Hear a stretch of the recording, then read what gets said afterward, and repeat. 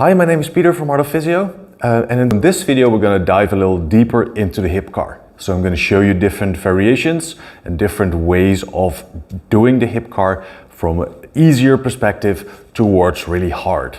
Yeah, so let's get into it.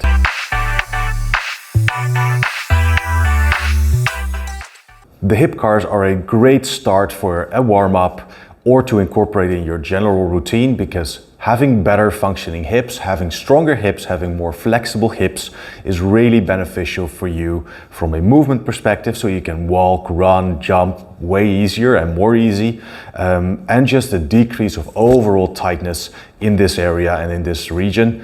And it often also helps with low back pain, with knee pain, to get those hips moving better. Yeah, so I'm going to show you different variations of the hip car. I'm going to show you standing, I'm going to leaning into the wall, I'm going to show you on the floor in quadruped position. So there's a lot of different variations. So let's get into it. So the basic hip car is a standing hip car, or at least that's the one you probably see the most. It's a very easy way and a very easy exercise to do anytime, anywhere. I often do it when I'm waiting for the coffee machine, just one or two, just to get that movement in the hip going. Because especially when I spend time sitting a lot, my hips just generally get tight and it feels really good to move them more often throughout the day. So the standing hip car, and I'm going to show you from the side. I'm going to show you first and then I'm going to break it down.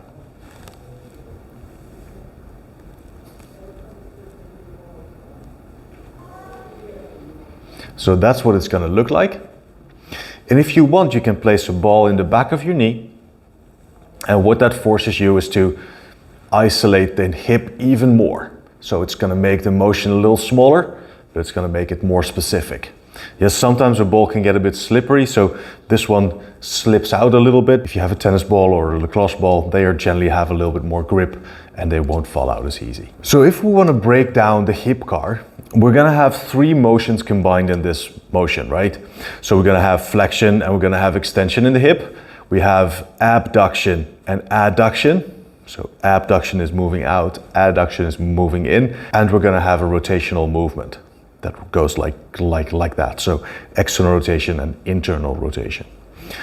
So I'm going to start off with standing up straight. I'm going to press my left foot into the floor and I'm going to move my leg up. Then I'm going to do a abduction movement where I'm focusing on just moving this hip. Then I'm rotating and then I move it back. So extend, I'm going to rotate. There we go. I've done this one before, but if you're new to this and you're getting used to the motion and used to how it feels to isolate your hip, what you can do is surround your pelvis. So you have your pelvis here. Hold both hands or one hand there. And the moment that bone moves, then you know you're tilting your pelvis and you're using your pelvis. So if the moment you feel that the bone push into your hand, that's where you want to make the motion smaller and more specific. So I'm going to go up. I'm going to go to the side. I'm going to rotate. And that's the motion going to be. And you also see that my upper back stays nice and tall. I'm not scooting or shifting my weight around. And that's how you do the standing hip car. What sometimes happens is that when people do this, their upper body tends to go everywhere. So then what you can do is lean into a wall sideways. So the more you put your feet away, the harder it's going to get, because you have to lean into that wall a little harder. So the motions are going to be exactly the same, but what you're going to realize is that you can't shift your body that much, which is actually a good thing. So from here, I'm going to make those same motions. I'm going to go there, there. And it already looks like it's a smaller movement. And it is, but it's more specific in this hip. And I really want to feel the muscles contract in my glute, especially when I move it backwards. Also here, I can use the ball in the back of my knee to really keep that knee flexion and really isolate that hip even more. So if you still feel that in that backwards motion you're still using your lower back or arching your lower back.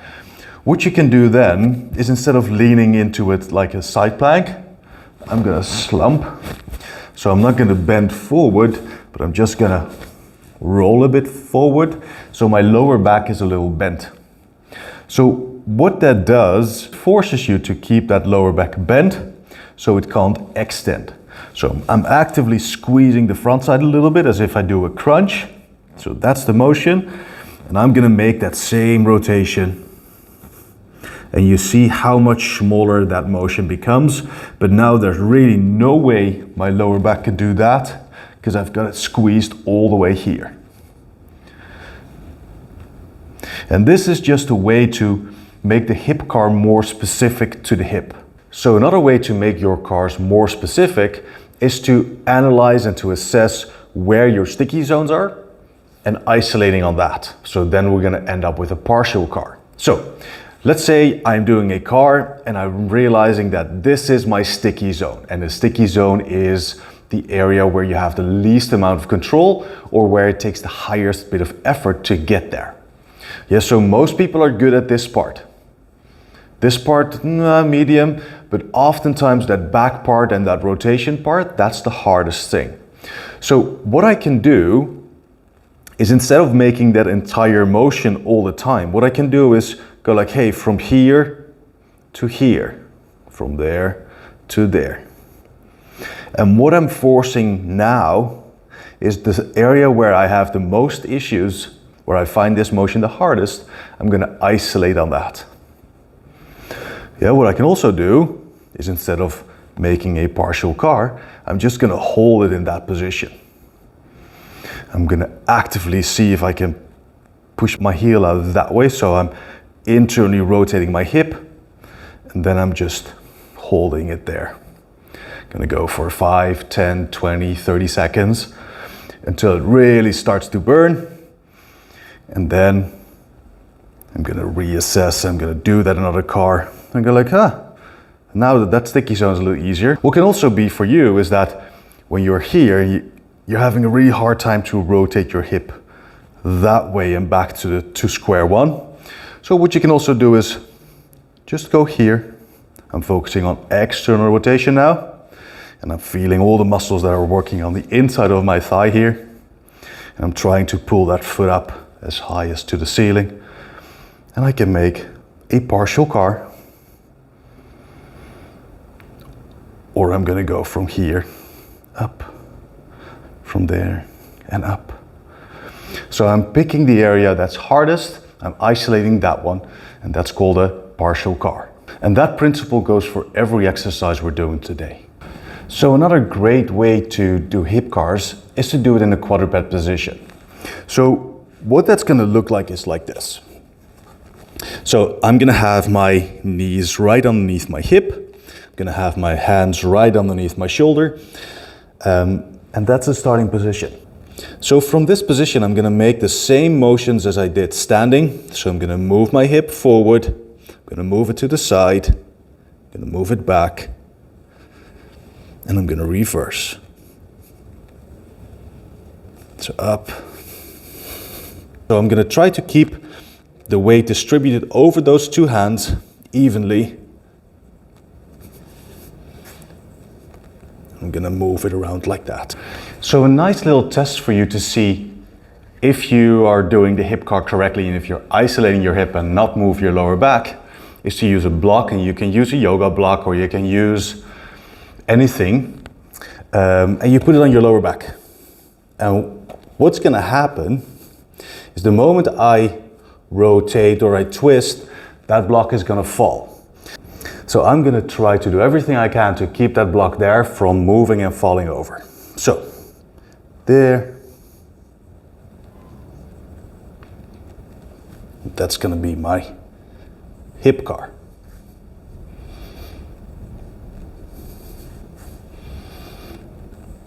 And this forces you to be very specific, and it's actually a fun game to do as well. If you're having a hard time keeping a neutral spine and then moving your hip, what you can do is round everything and doing it like that. Also here, the motion is going to be smaller, but it's going to be more specific to the hip. If you want, you can add a ball in the back of your knee that forces you to keep your knee bent more. So a great way to make it a little harder. So another way to make this one harder is to lift up the opposite hand. So I'm going to have that other hand there. I'm going to make that hip rotation.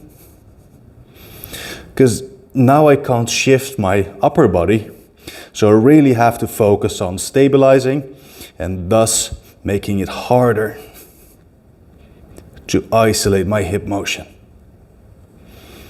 Yeah, if you want to make it even harder, lift up both knees. So now my knees are hovering above the ground. So there's a lot of force that's in my body.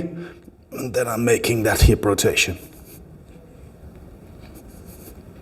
Yeah, the motion is going to be smaller, but that's fine.